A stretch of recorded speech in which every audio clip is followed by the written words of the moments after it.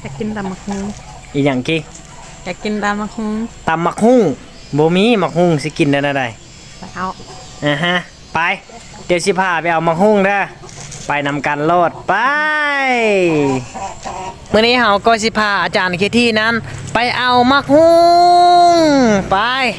ข้ามดงข้ามภูข้ามห้วยข้ามห้องข้ามปีนภูปีนผาอหยังก็ไปแล้วแหละไปเอามักฮุ้งนี่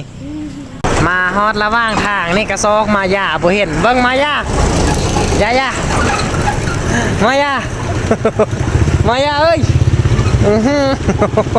หมวกปกหน้าปกตาไปข้ามทุ่งนาข้ามหนองจระเข้ตอนนี้เอากันย่างมาฮอดเครื่องทางแล้วผ่านปลาเล่าแล้วบัดนี้สติ๊กเกอร์มักฮุงไปต่อมักฮุงอย่างพูนอย่างทางหน้าพูนแหละปนป้าอเมซอนนี้ก่อนจังได้มักฮุงบ้านไฮซาลี10 เฮกตาร์เป็น10 เฮกตาร์พอละไฮซาลีนี่มาฮอดแล้วสติ๊กเกอร์มักฮุงบ่มีมักฮุงมีแต่เบียร์มักฮุงนี่แหละเขาจะเอาไปปลูกเอา บ่มีมักฮุงเนาะเดี๋ยวเสี่ยวเบียร์มักฮุงนี่ไปปลูกเอาเด้ออาจารย์กิที่เด้อ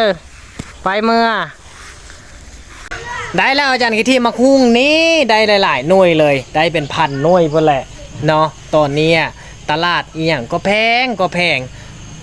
แทนที่เราจะซื้อมักฮุงเองเนี่ยเขาก็ซื้อเบียร์มักฮุงนี่แหละมาปลูกซะเองเนาะอาจารย์กิที่มันสิวานอะไรปลูกใส่ตาม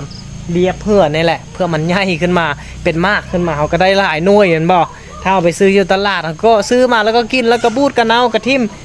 มาปลูกซะเองเลยง่ายๆ เดี๋ยวจะพาอาจารย์กิที่นั้นปลูกออมเหือนนี่แหละ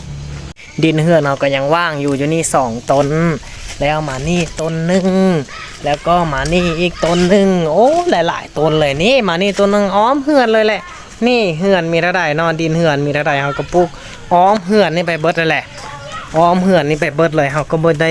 จำเป็นต้องแล่นไปซื้ออยู่ตลาดแล้วนี่ดินบักหลายๆว้าวมักฮุ้งเต็มเหือนแล้วบัดนี้